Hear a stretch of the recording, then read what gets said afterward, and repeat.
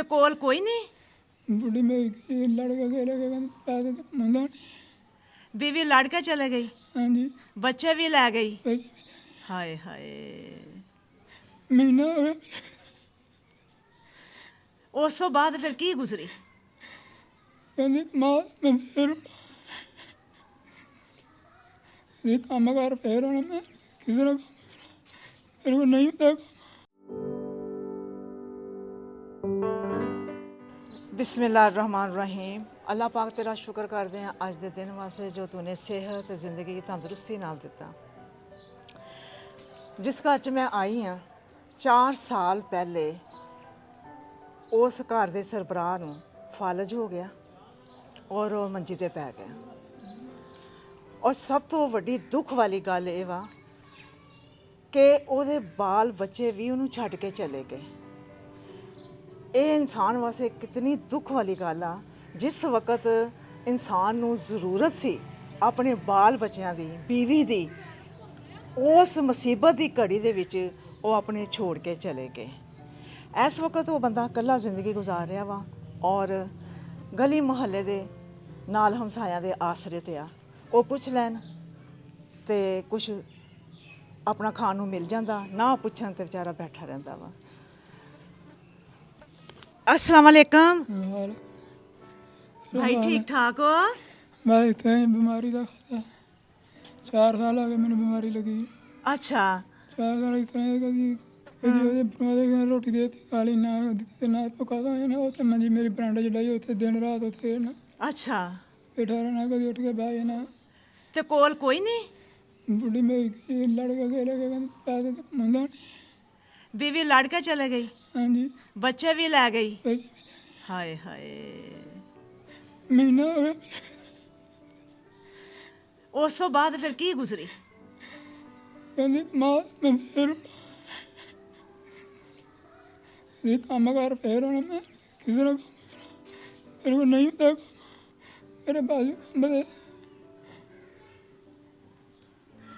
ਤੇ ਫਿਰ ਡਾਕਟਰ ਨੂੰ ਦਿਖਾਇਆ ਨਹੀਂ? ਡਾਕਟਰ ਕੋਲ ਇਲਾਜ ਨਹੀਂ ਹੋ ਰਿਹਾ? ਰਾਹ ਨਹੀਂ ਰਾਮਾ ਰਾਜ ਦਾ ਆਜ ਕੋਈ ਨਹੀਂ ਹੈ। ਮੇਰੇ ਵਾਲਾ ਸਾਹਿਬ ਨੂੰ ਸੀ ਹਾਂ ਉਹਨਾਂ ਨੇ ਮੈਨੂੰ ਫਿਰ ਥੋੜਾ ਉਹਨਾਂ ਨੇ ਬਹੁਤ ਪੂਰੇ ਜਿਸਮ ਨੂੰ ਕੰਬਦਾ। ਅੱਛਾ ਉਹ ਤਾਂ ਫੌਤ ਹੋ ਗਏ ਉਸ ਤੋਂ ਬਾਅਦ ਮੈਨੂੰ ਲੱਗ ਗਿਆ। ਤੇ ਇਹਦਾ ਇਲਾਜ ਕੋਈ ਨਹੀਂ? ਨਹੀਂ ਡਾਕਟਰਾਂ ਬਥੇਰਾ ਕੋ ਦਵਾਈ ਖਾਦੀ ਨਹੀਂ ਆਰਾਮ ਆਉਂਦਾ। ਅੱਛਾ ਤੇ ਹੁਣ ਵਕਤ ਕਿਵੇਂ ਗੁਜ਼ਰਦਾ? ਵਕਤ ਨਾ ਇਸ ਤਰ੍ਹਾਂ ਧੱਕਾ ਲੱਗਾ ਰਹੀ ਨੂੰ। ਹਾਂ ਤੁਸੀਂ ਦੇ ਤੇ ਚਾਹੀ 4 ਆਣੇ ਠੀਕ ਹੈ ਨਾ ਦੇ ਨਾ ਦੇ ਮੇਰੇ ਕੋਲ 1 ਰੁਪਈਆ ਨਹੀਂ ਆ ਯਾਰ ਆਣ ਜੇ ਵੀ। ਇਹ ਬੰਦੇ ਦਾ ਉਹ ਦੁੱਖ ਆ ਕਿ ਮੈਨੂੰ ਨਹੀਂ ਸਮਝ ਆ ਰਹੀ ਕਿ ਜਿਹੜਾ ਬੰਦਾ ਪਹਿਲੇ ਸਾਬੇ ਸੀ ਅਸੀਂ ਠੀਕ ਠਾਕ ਸੀ, ਉਦੋਂ ਬੱਚੇ ਵੀ ਆਪਣੇ ਸੀ, ਬੀਵੀ ਵੀ ਆਪਣੀ ਸੀ, ਰਿਸ਼ਤੇਦਾਰ ਵੀ ਆਪਣੇ ਸੀ, ਸਾਰੇ ਪੁੱਛਦੇ ਸੀ।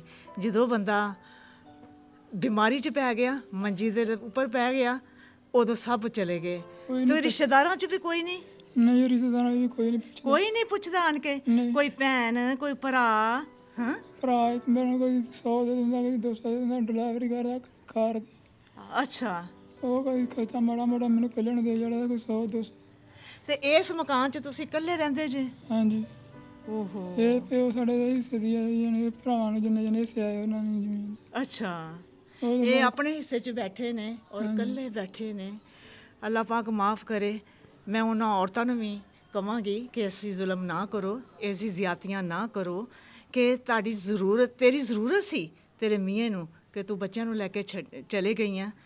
ਅੱਲਾਹ ਪਾਕ ਐਸੀਆਂ ਔਰਤਾਂ ਨੂੰ ਹਦਾਇਤ ਦੇਵੇ ਤੇ ਅੱਲਾਹ ਪਾਕ ਤੁਹਾਡੇ ਤੇ ਵੀ ਆਸਾਨੀ ਕਰੇ। ਤੇ ਬੱਚੇ ਕਦੇ ਮਿਲਣ ਨਹੀਂ ਆਏ? ਛੋਟੇ ਆ ਬੱਚੇ? ਤੁਹਾਡੀ ਬੀਵੀ ਲੈ ਕੇ ਆਏਗੀ ਤੇ ਫੇਰ ਹੀ ਤੁਸੀਂ ਮਿਲੋਗੇ? ਹਾਂਜੀ ਹਾਂ ਬੱਚਿਆਂ ਨੂੰ ਦੇਖਣ ਨੂੰ ਦਿਲ ਕਰਦਾ? ਹਾਏ ਬਹੁਤ ਦਿਲ ਕਰਦਾ ਬੱਚਿਆਂ ਨੂੰ ਦੇਖਣ ਨੂੰ। ਕਿੰਨੇ ਬੱਚੇ ਨੇ? 3 ਬੱਚੇ ਨੇ। ਤੇ ਕਿੰਨੀ ਕਿੰਨੀ ਉਮਰ ਦੇ ਨੇ?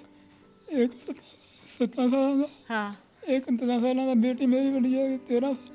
ਹਾਂ ਤੇ ਉਹਨਾਂ ਨੂੰ ਵੀ ਤੇ ਆਪਣਾ ਬਾਪ ਯਾਦ ਆਂਦਾ ਹੋਏਗਾ ਨਾ? ਜਦੋਂ ਦੇ ਬੱਚੇ ਗਏ ਨੇ ਇੱਕ ਦਫਾ ਵੀ ਨਹੀਂ ਆਏ? ਓਹੋ। ਮੈਂ ਦੁਆ ਕਰਾਂਗੀ ਕਿ ਤੁਹਾਡੇ ਬੱਚੇ ਤੁਹਾਨੂੰ ਮਿਲਣ, ਉਹ ਆਣ ਕੇ ਦੇਖਣ, ਤੁਹਾਡੇ ਨਾਲ ਵਕਤ ਗੁਜ਼ਾਰਨ, ਤੁਹਾਡੇ ਵਾਸਤੇ ਕੁਛ ਆਸਾਨੀ ਹੋ ਜਾਵੇ। ਕਿਉਂਕਿ ਬੱਚਿਆਂ ਨੂੰ ਵੇਖ ਕੇ ਬਾਪ ਵੈਸੇ ਹੀ ਠੀਕ ਹੋ ਜਾਂਦਾ ਵਾ, ਬਿਮਾਰ ਹੋਵੇ ਬਾਪ ਤੇ ਉਹ ਬੱਚਿਆਂ ਨੂੰ ਦੇ ਕੇ ਬੱਚਿਆਂ 'ਚ ਰਹਿ ਕੇ ਉਹ ਵੈਸੇ ਹੀ ਠੀਕ ਹੋ ਜਾਂਦਾ ਵਾ। ਹਿੰਮਤ ਪਕੜਦਾ ਕਿ ਮੈਂ ਆਪਣੇ ਬੱਚਿਆਂ ਵਾਸਤੇ ਕੁਝ ਕਰਨਾ। ਤੇ ਜਦੋਂ ਨਾ ਹੋਣ ਕੋਲ ਉਦੋਂ ਫਿਰ ਇਨਸਾਨ ਜਿਹੜਾ ਨਾ ਬਹੁਤ ਹੀ ਮਾਯੂਸੀ 'ਚ ਚਲਾ ਜਾਂਦਾ ਵਾ, ਔਰ ਫਿਰ ਉਹਦਾ ਦਿਲ ਵੀ ਨਹੀਂ ਕਰਦਾ ਕੁਝ ਕਰਨ ਨੂੰ ਕਿ ਮੈਂ ਕਿਹਦੇ ਵਾਸਤੇ ਕੁਝ ਕਰਨਾ। ਜਦੋਂ ਬੱਚੇ ਡਾਵਾਡੋਲ ਹੋ ਜਾਂਦਾ, ਕਮਜ਼ੋਰ ਹੋ ਜਾਂਦਾ। ਅੱਛਾ, ਅੱਲਾਹ ਪਾਕ ਤੁਹਾਡੇ ਵਾਸਤੇ ਆਸਾਨੀਆਂ ਕਰੇ, अल्लाह पाक ਤੁਹਾਡਾ दुख तकलीफ दूर करे मेरा वीर।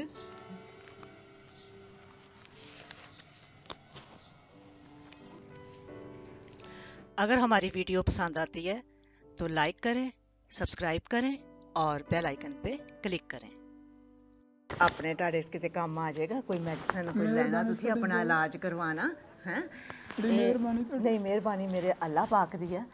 ਇਹ 15,000 ਪਹਿਲੇ ਤੇ ਅੱਲਾਹ ਪਾਕ ਦੀ ਤਰਫੋਂ ਆ, ਫਿਰ ਇਹ ਜ਼ਰੀਆ ਬਣੇ ਨੇ ਨਵਾਜ਼ ਸਾਹਿਬ। ਤਾਰਾ ਜੀ ਸਾਡੇ ਭਾਈ ਨੇ ਅਬਾਸ ਮਲਕ ਸਾਹਿਬ, ਉਹਨਾਂ ਆਖਿਆ ਸੀ ਕਿ ਕੋਈ ਐਸੇ ਆਦਮੀ ਜਿਹੜੇ ਮੁਸਤਹਿਕ ਹੋਣ, ਇਹ ਉਹਨਾਂ ਹੋਰ ਵੀ ਪੈਸੇ ਭੇਜੇ ਨੇ, ਉਹਨਾਂ ਵਿੱਚੋਂ ਇਹ 15,000 ਰੁਪਇਆ ਇਹਨਾਂ ਨੂੰ ਜਿਹੜਾ ਤੁਸੀਂ ਦੇ ਰਹੇ ਹੋ, ਤੇ ਬਸ ਉਹਨਾਂ ਦੀ ਬੇਗਮ ਆ ਨਾਜ਼ੀਆ ਮਲਕ, ਤੇ ਉਹਨਾਂ ਬੱਚਿਆਂ ਵਾਸਤੇ ਤੁਸੀਂ ਦੁਆ ਕਰਨੀ ਆ।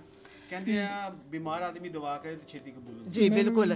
ਭਾਈ ਅਬਾਸ ਉਹਦੇ ਭਾਈ ਅਬਾਸ ਮਲਕ ਔਰ ਉਹਦੀ ਫੈਮਿਲੀ ਬੱਚੇ, ਉਹਨਾਂ ਵਾਸਤੇ ਦੁਆ ਜ਼ਰੂਰ ਕਰਨਾ ਕਿ ਅੱਲਾਹ ਪਾਕ ਉਹਨਾਂ ਨੂੰ ਖੈਰੋ ਬਰਕਤ ਦੇ, ਉਹਨਾਂ ਨੂੰ ਸਿਹਤ ਜ਼ਿੰਦਗੀ ਤੰਦਰੁਸਤੀ ਦੇਵੇ, ਉਹਨਾਂ ਦੇ ਘਰ ਦੇ ਵਿੱਚ ਆਪਣਾ ਖੈਰੋ ਆਫੀਅਤ ਰੱਖੇ। ਦੁਆ ਉਹਨਾਂ ਵਾਸਤੇ ਜ਼ਰੂਰ ਕਰਨਾ। ਕਰੋ ਦੁਆ। ਅੱਲਾਹ ਮੀਆਂ ਨੂੰ ਤੰਦਰੁਸਤੀ ਦੇਵੇ, ਅੱਲਾਹ ਤਾਲਾ ਉਹਨਾਂ ਨੂੰ ਉਹ ਗਰੀਬਾਂ ਦੀ ਖਿਦਮਤ ਕਰਨ ਦੀ, ਜਾਂ ਜਿਹੜੇ ਫੌਤ ਹੋ ਗਏ ਉਹਨਾਂ ਨੂੰ ਜੰਨਤ ਫਿਰਦੌਸ ਜਗ੍ਹਾ ਦਾ ਫਰਮਾਵੇ। ਆਮੀਨ। ਤੇ ਬਹੁਤ ਸ਼ੁਕਰੀਆ, ਮੈਨੂੰ ਅੱਲਾਹ ਪਾਕ ਨੇ ਤੁਹਾਡੀ ਖਿਦਮਤ ਕਰਨ ਦਾ ਮੌਕਾ ਦਿੱਤਾ। ਅੱਲਾਹ ਪਾਕ ਤੁਹਾਡੇ ਵਾਸਤੇ ਆਸਾਨੀ ਕਰੇ। ਮੈਂ ਦੁਆ ਕਰਾਂਗੀ ਅੱਲਾਹ ਪਾਕ ਕੋਲੋਂ ਕਿ ਅੱਲਾਹ ਪਾਕ ਤੁਹਾਡਾ ਇਹ ਜਿਹੜਾ ਬਿਮਾਰੀ ਆ ਇਹ ਅੱਲਾਹ ਪਾਕ ਖਤਮ ਕਰ ਦੇਵੇ, ਤੁਸੀਂ ਚੱਲਦੇ ਫਿਰਦੇ ਰਹੋ। ਮੈਂ ਉਹਨੂੰ ਗਿਆ, ਮੈਂ ਇਸ ਸਾਲ ਦੇ ਵਿੱਚ ਫੈਸਲਾਬਾਦ ਕੰਮ ਲੱਭਣ, ਉਹ ਵੇਖ ਕੇ ਕਹਿੰਦੇ ਯਾਰ ਤੇਰੇ ਕੋਲ ਤੂੰ ਕੀ ਕਰਾਂਗਾ। ਹਾਏ, ਔਰ ਰੁਪਈਆ 400-500 ਮੈਨੂੰ ਦੇ ਕੇ ਤੇ ਤੋਰ ਦਿੰਦੇ, ਫਿਰ ਵਾਪਸ ਤੁਹਾਡਾ ਕੰਮ ਕਰਨ ਨੂੰ ਦਿਲ ਕਰਦਾ? ਬਹੁਤ ਦਿਲ ਕਰਦਾ ਵਾ। ਮੈਂ ਜਦੋਂ ਵੈਲਡਿੰਗ ਦਾ ਕੰਮ ਕਰਦਾ ਮੈਂ ਠੀਕ ਠਾਕ ਸੀ ਬਿਲਕੁਲ। ਹਾਂ, ਬੱਚੇ ਮੈਂ ਆਉਣਾ ਰਾਤ ਨੂੰ ਫਲ ਫੁੱਲ ਲੈ ਕੇ ਨਿਆਣਿਆਂ ਨੂੰ ਖਾਣਾ।